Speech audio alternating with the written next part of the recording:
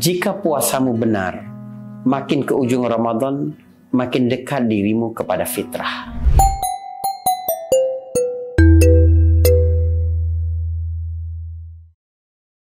Bagaimana puasa teman-teman di hari ke-24? Masih di Cerita Untung dalam program Kurma, Kuliah Ramadan bersama saya Faris Beki. Hari ini ada pertanyaan yang masuk kepada kita. Ustadz, saya ingin lebih dekat dengan Allah, tetapi sering merasa nggak cukup baik. Kayaknya ibadah saya nggak ada artinya dibanding dosa-dosa saya dulu. Gimana caranya biar bisa tetap istiqomah? Saudara, Allah tidak mungkin menyia-nyiakan kebaikan yang dilakukan oleh hamba-hambanya. Ada sesuatu yang harus kita jaga seburuk apapun kita telah melakukan dosa kepadanya. Bahwa rahmat Allah itu lebih luas daripada segala sesuatu. Bacalah firman Allah Subhanahu wa taala, "Illa man taba wa amana wa amila salihan faulaika yubaddilullahu sayyiatihim hasanat wa kanallahu ghafurar rahim." Kecuali orang-orang yang bertaubat, beriman dan beramal saleh, maka kami akan ganti keburukan-keburukan mereka itu menjadi kebaikan. Dan sesungguhnya Allah Subhanahu wa taala benar-benar Maha Pengampun lagi Maha Penyayang. Ini adalah janji dari Allah Subhanahu wa taala bahwa Dia tidak melihat ruang kelam masa lalumu. Manusialah yang menghakimi ruang kelam masa lalumu, walaupun hari ini engkau telah bertaubat dan berbuat baik. Allah Subhanahu wa taala tidak begitu. Dia melihat bagaimana hari ini dan ke depanmu.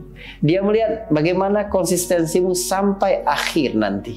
Jadi jangan pernah mau digoda oleh setan untuk berputus asa dari rahmat Allah Subhanahu wa taala. Sebab begitu engkau bertaubat, engkau memperbaiki hidupmu, maka yang lalu tidak ada artinya lagi bagi Allah Subhanahu wa taala.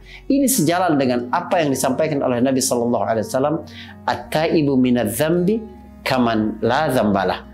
Orang yang bertaubat dari satu dosa itu seperti dia tidak memiliki dosa-dosa. Jadi apalagi kalau kita harus meremehkan amalan-amalan baik kita. Tentu saja bagi seorang mukmin dia selalu berada di atas rasa takut dan rasa harap. Takut amalannya ini tidak diterima oleh Allah Subhanahu wa taala, tapi diimbangi oleh rasa harap bahwa sekecil apapun yang dia lakukan pasti dia akan dapatkan balasan di sisi Allah Subhanahu wa taala. Inilah orang yang benar-benar beriman dengan apa yang dijanjikan oleh Allah Subhanahu wa taala. "Faman ya'mal mithqala dzarratin khairan yarah wa man ya'mal mithqala dzarratin syarran yarah." Siapapun yang mengerjakan kebaikan walaupun sebesar atom, maka dia akan melihat itu. Sebaliknya siapapun yang mengerjakan keburukan walaupun sebesar atom, dia akan melihat itu. Jadi fokuslah agar engkau tidak kembali jatuh dalam kesalahan. Tapi engkau mesti sadar bahwa setiap manusia pasti memiliki sejarah kelam dalam kehidupannya. Biarlah itu menjadi rahasiamu dengan Allah Subhanahu wa taala. Sesuatu yang telah Allah tutup ketika engkau durhaka kepadanya, jangan engkau buka setelah engkau taat kepadanya.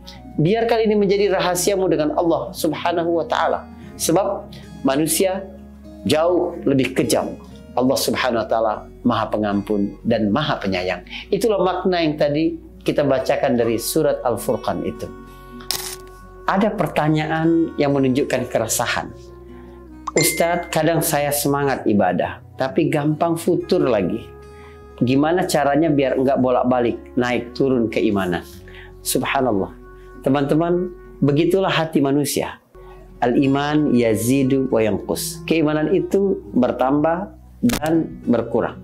Jadi sifat iman itu memang naik turun, fluktuatif. Bahkan sekelas sahabat Nabi pun begitu.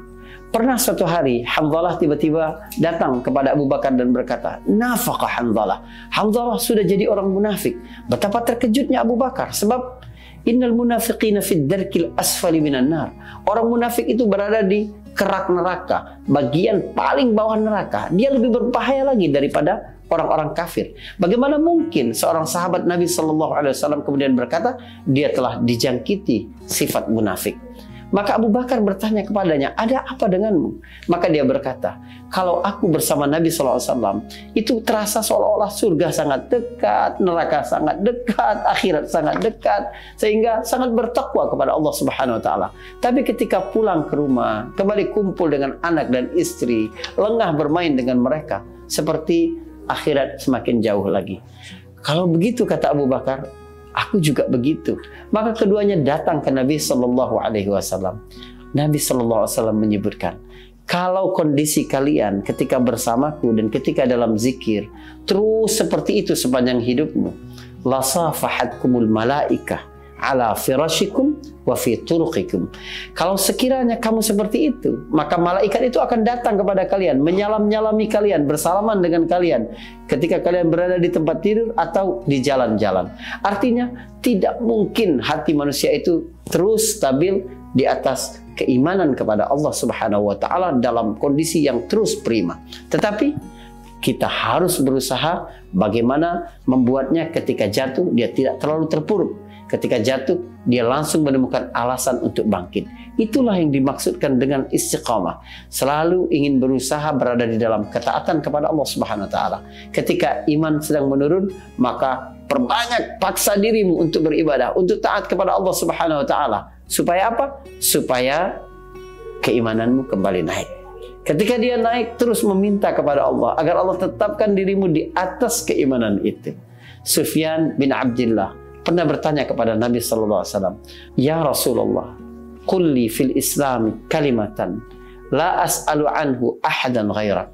Ya Rasulullah, katakan kepadaku tentang Islam yang aku nggak usah nanya lagi kepada orang lain. Nabi menjawab, qul amantu billah tsumma istaqim. Katakan, aku beriman kepada Allah lalu istiqamahlah. Jadi agama ini dalam satu kata adalah istiqamah. Bagaimana cara kita untuk terus istiqamah? Yang pertama, tingkatkan terus ilmu kita. Yang kedua, beramal soleh dipaksa walaupun sedang malas, nanti akhirnya menjadi kebiasaan. Yang ketiga adalah berdoa, sebab hati kita ini memang selalu bolak-balik, sehingga kita memerlukan ketetapan hati dari Allah Subhanahu wa Ta'ala. Yang keempat adalah pilih lingkungan yang baik, sebab bagaimana dirimu sangat dipengaruhi oleh orang-orang di sekitarmu. Tonton terus Kurma dan semoga bermanfaat. Anda juga dapat menjadi penyambung kemanfaatan ini dengan menyebarkannya kepada orang lain. Jadilah penggerak kebaikan, maka pahala akan sama dengan yang lain. Bersama saya Faris Beki di Cerita Untung.